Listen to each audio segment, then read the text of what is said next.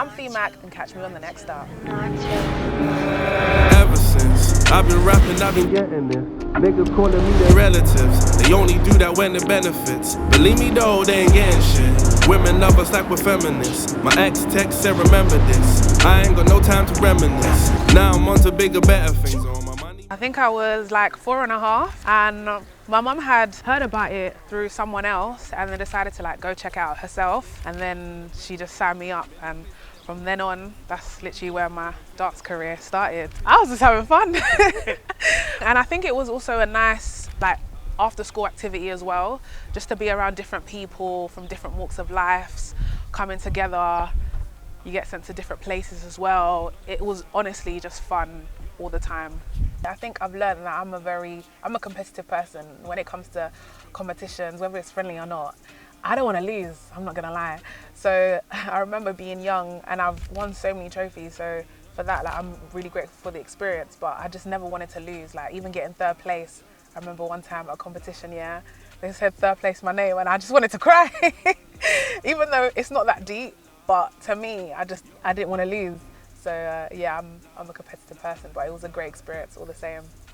Seeing Deborah was so amazing. Like, what she's done for the community is phenomenal, creating opportunities for us young people, different age groups to be honest, but allowing us to see the world differently, experience new things, be around different people, and obviously do what we love, which is dance. So yeah, she's an incredible woman. Seeing MJ was one thing, but also learning that there's a lot of other people that I grew up dancing with, dancing again and teaching. It's beautiful as well because they've seen so many things and they've gone on to really achieve like professional careers in terms of performing in Western musicals and stuff like that. So they can pass that knowledge on to like the younger generation. My biggest dancing accomplishment probably be being a junior associate at the Royal Ballet, because just of how prestigious it is. Like this is an opportunity that someone like me should never have come across. Do you get it? Like I should never have gone there, and even being there, like being one of the only black girls and being surrounded by different people. Yeah, honestly, it's an experience I'll never forget. It was at a time where DJs were introducing me to different sounds, and So Election, Joe K, who's actually the presenter, the host of Selection Radio, he would play music from all over the world from different artists that I've never heard of and just mix it together. It was like listening to, I don't know, something that just feels so good. I can't describe it, and I wanted to give people that same reaction because I love music so much. And like having the experience of meeting people who make music, I just thought, nah man, people need to hear this, whether it's on radio, on a small platform, but people need to hear it. So I think when it comes to like music, it's a universal language. So meeting different people at my university who did make music and who I thought their music was very, very sick, I thought, why not create a platform in it? Because YouTube can only take this music so far, and even then they're just starting out in their careers. And the student radio platform was also a part of the Canterbury community, so that means anyone in Canterbury could have heard their music, and that meant a lot to me. Also the fact that they would trust me by sending me their music really meant a lot to me as well.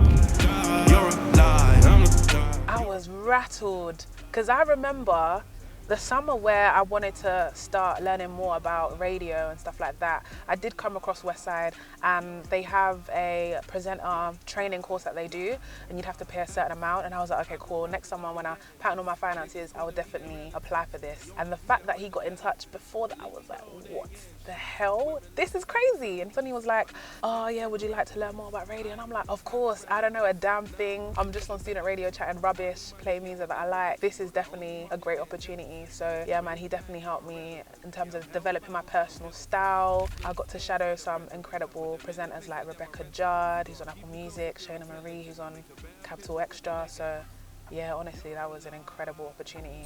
I'd graduated university, and I remember telling Sonny, listen, after university, I don't want to take on too much straight away, so I'll be fine with a weekend show. So I did that for a couple of months, and then he was like, Fee, are you ready for drive time? And in my head, I was like, I'm not, but we move. And it's just been a great opportunity since then.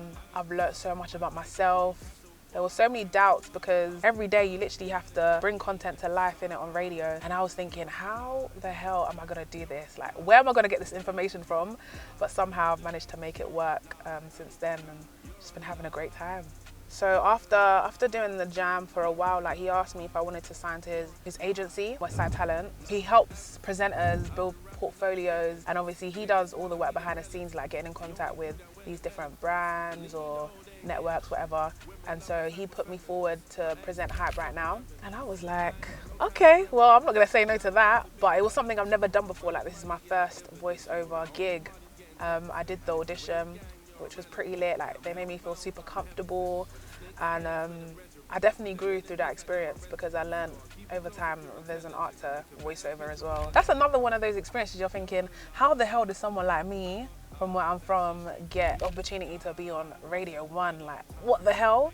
And sometimes I don't deep it until someone tells me, like, you've done Radio 1, and I'm like, yeah, wow, that's crazy. But honestly, another humbling experience, learned so much. It was just crazy. That's another, because when I got the call, I never expected it. It just literally came out of the blue. I was once again humbled, but also I was bricking it. I was thinking, it's been a hot minute since I've been on Radio 1. It's completely different to Westside Radio in a sense where you have to like manage the desk by yourself. And I was thinking, can I do this? Like, this is actually very, very crazy. But once I got there, I remembered, I'm here for a reason. I mean, they called me because they definitely see something in me and I bring something to the table. So I've just got to show that once again. If radio's been able to survive COVID, radio will definitely be doing bits in the next few years. So I would love to see more women, more people of color, new fresh voices, fresh faces to reflect the listening ages, because, would hope that, young people are still listening to radio. So we need young people on radio to listen to.